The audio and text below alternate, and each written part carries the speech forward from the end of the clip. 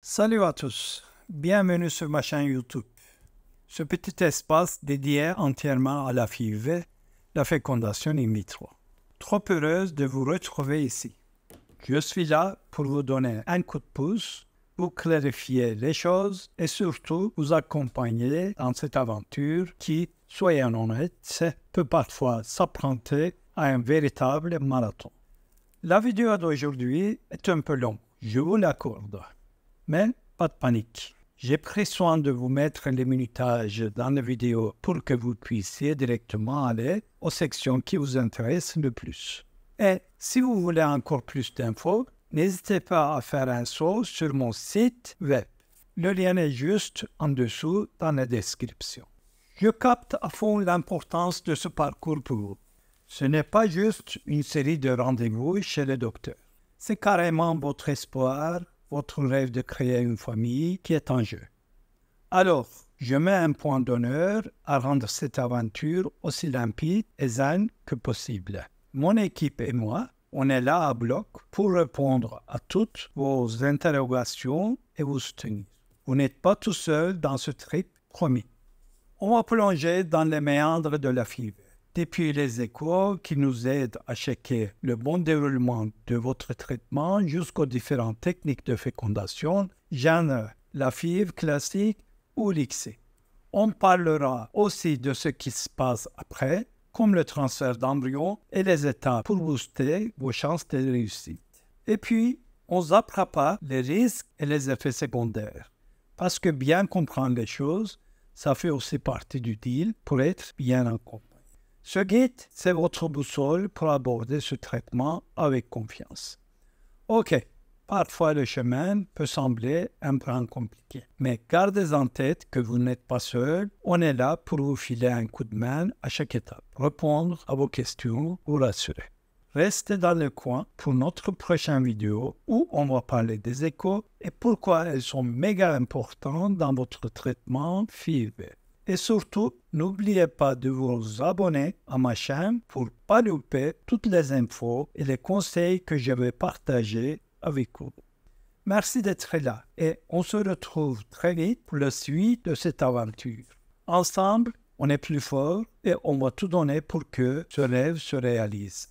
Bon, laissez-moi vous embarquer dans l'univers des échos en plein traitement de FIV. C'est un truc super fascinant et crucial dans tous les processus. Ça nous permet de jeter un œil à ce qui se passe à l'intérieur et de s'assurer que tout avance comme sur des roulettes. Les échos, c'est notre outil magique dans l'aventure de la FIV. Elles nous permettent de voir en direct live vos ovaires, les follicules, alors ces petites poches sympas qui contiennent vos ovules, et un peu plus tard, comment se porte l'endomètre qui doit être tip-top pour accueillir un embryon. Alors, pour suivre les follicules. Dès le début, les échos sont là pour checker le nombre et la taille de vos follicules. C'est super important parce que ça nous montre comment vos ovaires réagissent aux médicaments. On cherche à avoir une belle brochette de follicules bien mûrs, signe que les ovules à l'intérieur sont prêts à roquer. Pour caler le timing de prélèvement d'ovules, grâce aux infos des échos, on peut déterminer le meilleur moment pour déclencher l'ovulation et planifier le prélèvement d'ovules. Ce timing, c'est la clé pour choper des ovules de la meilleure qualité possible. Alors, pour checker l'endomètre, qu'est-ce qu'on fait? On regarde aussi comment se porte l'endomètre avec les échos. Un endomètre accueillant, pas trop fin ni trop épais, c'est crucial pour que l'implantation de l'embryon se passe bien. Les échographies ne sont pas invasives et ça donne plein d'infos. Les échos, elles se font de manière cool, généralement par voie transvaginale pour une précision au top. Même si l'idée peut sembler un peu flippante au début, c'est en réalité super simple et ça fait pas mal. Et puis, c'est un moment clé de votre traitement. Chaque écho, c'est l'occasion de poser vos questions et d'avoir des nouvelles fraîches sur comment ça avance. Et pour nous, c'est le moment de vous soutenir et de vous rassurer. Passons au prélèvement d'ovules, ou comment on passe de la phase de stimulation ovarienne à la fécondation en labo. C'est un moment super important. Tout est planifié au petit oignon pour récupérer les ovules prêts à être fécondés. Allez, je vous embarque dans les détails de cette étape clé. Avant les grands jours, la prépa commence bien avant le jour J.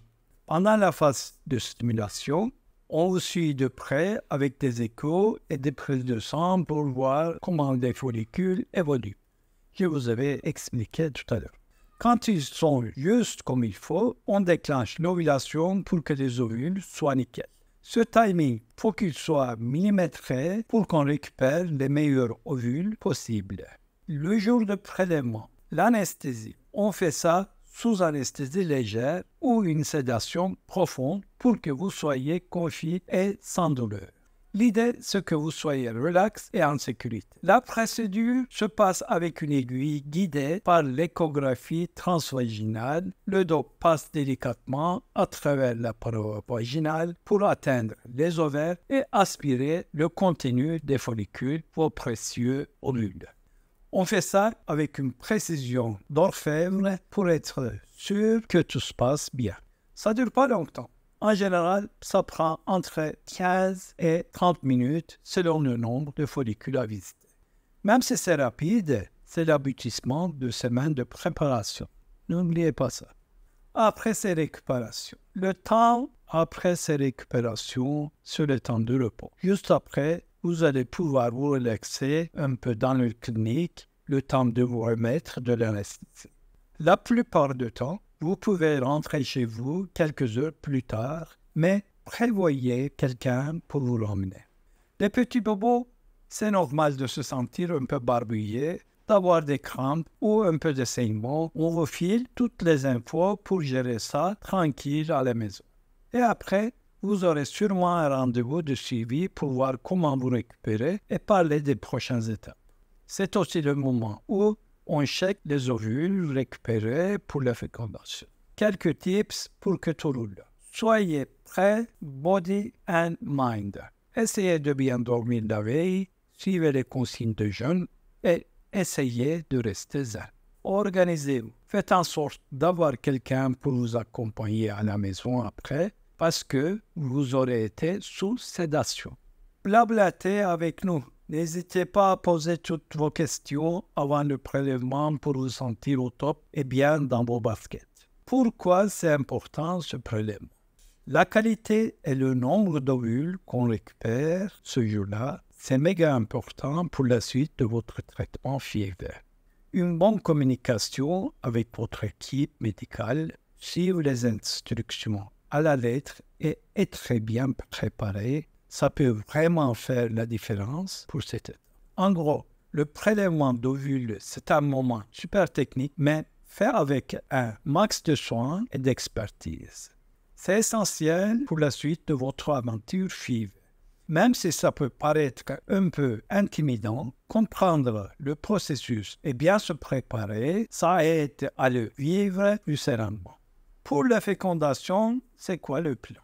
Alors, une fois qu'on a vos ovules, on passe à la phase super excitante, la fécondation. Ici, on a deux grandes méthodes. La bonne vieille fécondation in vitro classique, où on laisse les ovules et les spermatozoïdes se rencontrer comme dans une soirée speed dating. Et puis l'ICSI, où on joue les entremetteurs en injectant directement un spermatozoïde dans chaque ovule. Peu importe la technique. Notre objectif, c'est de booster au max vos chances de succès. On garde un œil sur vos embryons et on vous tient au jus à chaque étape. C'est un peu comme suivre une série en direct, mais pour un enjeu bien plus important, bien sûr. Et le transfert, on en parle? Ah, ouais, le transfert d'embryon. C'est le moment où tout prend vie. Après avoir laissé les embryons se développer un peu en globo, on choisit le ou les champions pour les replacer là où ils devraient être, dans votre utérus. C'est un grand jour, plein d'espoir, d'anticipation. Avant le grand jour, on ne se lance pas là-dedans à l'aveugle. Après la fécondation, on surveille vos petits protégés pour choisir les meilleurs candidats. Le nombre d'embryons qu'on décide de transférer, ça se discute ensemble en prenant en compte plein de choses comme votre âge ou la tentative précédente, c'est du sur-mesure. Le jour J, un petit conseil, buvez de l'eau pour que votre vessie soit mi-plein. Ça aide à mieux voir ce qui se passe lors du transfert grâce à l'échographie. La procédure vient de bien méchant promis. Pas d'anesthésie nécessaire, c'est très rapide et généralement sans douleur. On utilise un petit cathéter tout fin pour déposer délicatement les embryons dans l'utérus et voilà, c'est fait. Ça prend pas longtemps. En quelques minutes, le trou est joué, c'est rapide, mais c'est le résultat de tout un parcours. Après, c'est repos, un peu de chine. On vous laisse vous reposer un peu dans la clinique, le temps de revenir sur Terre. Pas besoin de marathon après, mais on conseille de prendre ça cool sans pour autant rester cloué au lit. Le soutien, c'est la clé. Un petit coup de pouce hormonal peut être prévu pour aider l'endomètre à être super accueillant. On utilise là les progestérons sûrement. Alors, quant à la fameuse attente, les 2 semaines après le transfert peuvent sembler longues comme un jour sans fin. Essayez de rester sain et positif. On croise tous les doigts pour vous. Pour que ça marche, c'est quoi le secret? Pas vraiment de secret, mais des tas de petites choses qui jouent. La qualité des embryons, un endomètre au top et une équipe de pros pour le transfert. Choisir de bons embryons, c'est un peu notre super pouvoir et ça fait une grosse différence. En conclusion, le transfert d'embryons, c'est un moment magique plein d'espoir. C'est pas compliqué, mais ça demande une préparation aux petits oignons et une sacrée dose de savoir-faire.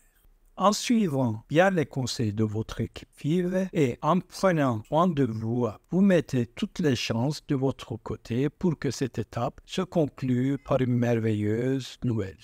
Je sais, parler des risques et des effets secondaires, ça ne met pas forcément de bonne humeur, mais c'est essentiel. On joue carte sur table avec vous pour que vous puissiez naviguer dans cette aventure en toute connaissance de cause.